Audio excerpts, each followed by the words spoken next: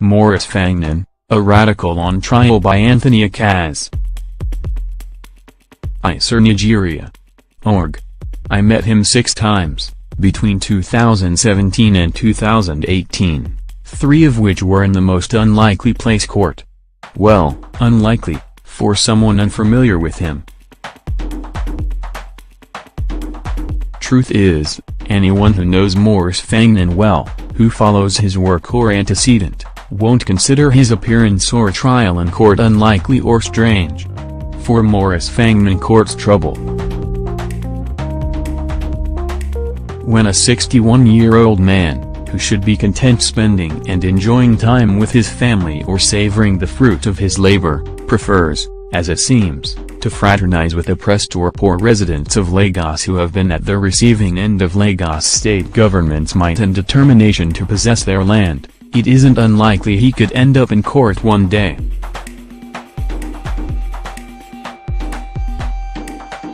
That was what happened this month, December 6th and 20th, when Fangnon appeared before an Igbosir magistrate court in a suit instituted against him.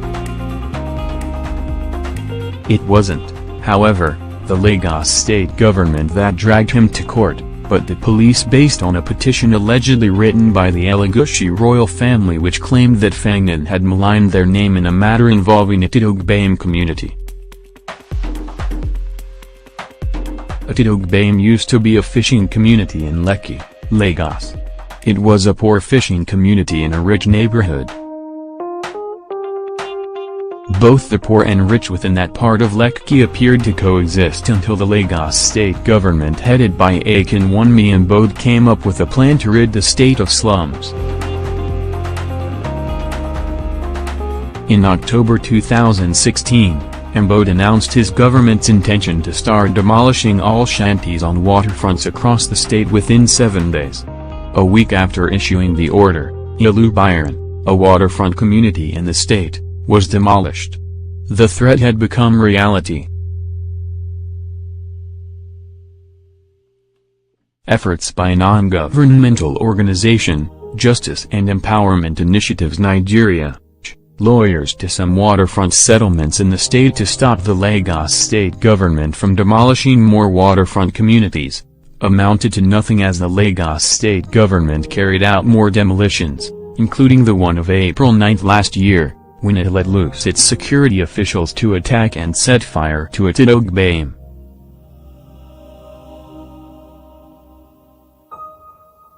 Armed security officials invaded the community at dawn while shooting sporadically. That caused a pandemonium that led to residents of Otodo Gbame, many of whom were asleep at the time of the invasion, fleeing their homes on canoes. By the time the chaos and fire subsided and many of them returned to assess their homes, they found nothing but debris. Gone with the fire were properties that took years and sweat to acquire. Nigeria isn't new to bizarre incidents and cases of arson by government officials. Many still remember the case of Fela Anikula Pokuti, whose Kulikita home in 1977, was burned down by what a commission of inquiry later described as unknown soldiers. But what happened in Otodo Gbame on April 9, 2017, was unprecedented. Thousands of residents of a community lost their homes in one swoop with no alternative accommodation provided by the Lagos state government. And not just that, 2 persons reportedly died in the process from police bullets. One of them was Daniel Ayer, a 25-year-old man, who left behind a wife and 2 children. Following his death, I met and interviewed Ayer's wife days after the incident. This was on the same day the Otodo Gbame case came up for hearing at a Lagos High Court after J filed a suit on the matter against the Lagos state government. Though the court, months later, ruled in favor of Otodo Gbame victims, declaring their displacement unconstitutional and ordering the Lagos state government to resettle them, Mbode's administration appealed against the ruling. Final judgment on the matter is yet to be given. I had, before my interview with Air's wife, met and interviewed Fangnon at Igbosir Court, my first encounter with him. He was one of those who came to witness the trial. He expressed strong views that day, saying it was an irony that Ambode, who committed terrible crimes against Otodo Gbame people, should be walking the street free when people who had committed far lesser crimes are in jail. Before the April 2017 destruction of Otodo Gbame, however, there had been a series of attacks or disturbances in the community which led to the death of some residents. Some Otodo Gbame residents blamed the crises in their community on outside forces seeking to dispossess them of their land. In its choice location, some Otodo Gbame residents suspected that some people, including land speculators, had set their eyes on acquiring their land. Among those suspected were the Elagushi royal family in Lekki, which had some of its members, HRM Obasaid Elagushi, Alaskan Elagushi, Wazu Elagushi, Enefiu Alerwaju Elagushi, and two others, Ogunai Emi John, Joked Bayo Chukwuma, fingered by some members of Otodo Gbame community as revealed in a police report dated March 15, 2017, and signed by Assistant Inspector General of Police, CK.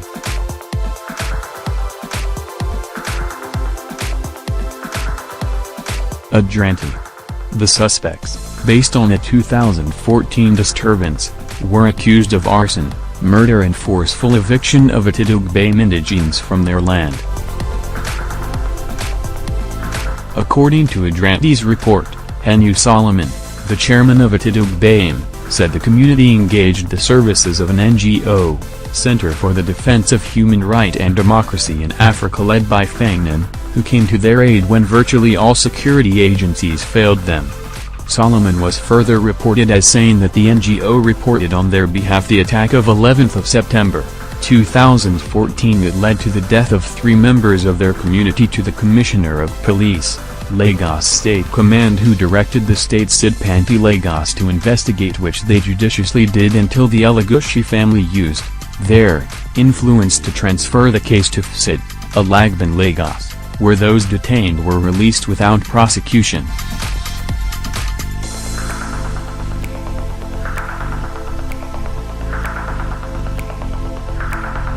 Fangnon, who is the Secretary General of the Center for the Defense of Human Rights and Democracy in Africa, in a separate police statement, admitted that his NGO wrote a petition in 2014 to the Lagos State Police Commissioner, informing him of the killing that took place in Otodo Gbame after thugs invaded the community.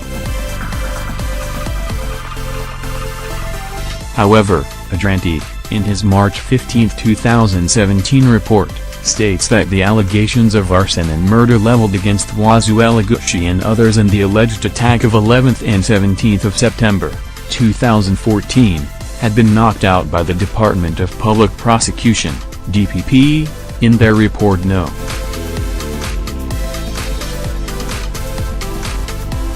LSP/HOM/2015 and dated 23rd of April, 2016, wherein he was completely exonerated and that there is no evidence to either indict or link HRM Obasaid Elagushi, High Chief Alaskan Elagushi, directly or remotely to any of the alleged attack. Probably based on this report, Fangnon was arraigned in court on December 12, 2017 and subsequently, including December 6 and 20 this year, which I witnessed, for giving a false report. He was now a defendant as the police and counsels to the Elagushis sought to prosecute him based on the DPP report. Fangnon wasn't the only one, as the police also charged Bamide Friday, a resident of Otodo Gbame, along with him. They are now standing trial and were both in the dock on December 20 in Court 14 presided over by Mrs. Osinbajo. The case was later adjourned to January 14, 2019. Professor Akinabide Polobi, lawyer to Fangnon and Friday was however not in court at the December 20 sitting. When he arrived after the court sitting, Otodo filed a preliminary objection challenging the competence of the institution of the criminal prosecution. He noted that the prosecution failed, omitted to seek nor obtain the legal advice of the Lagos State Ministry of Justice as stipulated in sections 74, 1, 2, 3, of the Administration of Criminal Justice Law of Lagos State, 2011. In my conversation with Fangnon at the court premises on December 20, he told me the funny story of how, in December 2017, on the same matter, the magistrate, Notosin Bajo, asked that he be remanded in prison. He was then taken to a holding center in the court awaiting transfer to prison. When the time for him to be moved to prison came, a prison official who probably knew his antecedent asked him which of the prisons between Ikoyi and Kirikiri he would like to be taken to, and Fangnon replied that since he already has an idea how Kirikiri looks, having previously spent time there when he was arrested by the police over a protest by retrenched maritime workers, he would prefer to go to Ikoyi. I could not but smile to this. That was how Fangnon and Friday were driven to Ikoyi prison. Friday said he and Fangnon spent 2 weeks at Ikoyi prison and that while he was released on December 21, 2017, Fangnon was released the next day, December 22. In all, I spent over 6 hours at Igbosir Court on December 20. As the day's proceeding was longer than that of December 6. That included time spent waiting for Fangnon and his lawyer, Professor Otodo, after the court session. In between the wait, I recalled the last time Fangnon and I visited Ibejalekki, on August 4 this year, to meet with some residents of the area who claimed that they are yet to be compensated by the Lagos state government which acquired their land where the Dangote refinery is currently being built. On our way back from Ibejalekki, we witnessed a terrible accident that left its victim with a broken leg and arm, such that reminded me again how nasty life is. That day, Fangnon wore a suit atop a t-shirt with a picture of Gani, the late radical lawyer, and the words "Our hero lives on" inscribed on it. He told me he knew Gani personally and that the lawyer's death is a huge loss to Nigeria. I feel so too. Like Gani, Fangnon and his Center for the Defense of Human Rights and Democracy in Africa champions the cause of the poor and oppressed in the society, and the number of people, former residents of Otodo Gbame, who came to identify with him in court on December 6 and 20, in a sense, shows that some people appreciate his effort. They came, bearing a banner stating, "Genocide in Lagos, Otodo Gbame people demand justice. Withdraw all trumped-up charges against Professor Maurice Fangnon."